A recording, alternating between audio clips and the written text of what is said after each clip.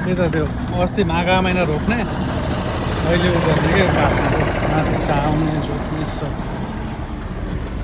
धान राम्रो चाहिँ छैन है धान फलेर अब हामी यहाँ यति टाढा छौँ त्यो त ऊ हो नि त उस के अरे जाडै जाडो धान हो क्या बान्नु पर्दैन काटेर फेरि रोप्ने क्या यो धान पुरै फेरि रोप्छ हेर न साउनमा यो आज त्यो बिजुली उत्पादनको लागि लगाएको गुलाले यसलाई चाहिँ सिँचाइमा राम्रो काम गरेर दिन्छ नै पहिला नि विद्युत घर कसरी रोप्नु घरमा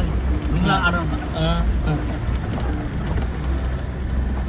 यस्तो छ ढुङ्गा आडमै त घर त्यहाँ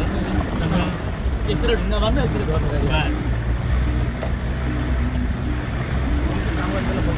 अब विकास भएन अरे अब यत्रो धेरै यो बनिसक्यो यहीँ डबल तार के अरे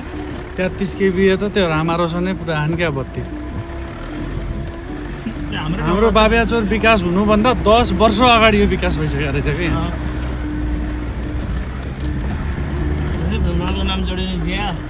त्यसै चिन्ने थियो त्यसभरिकाले होइन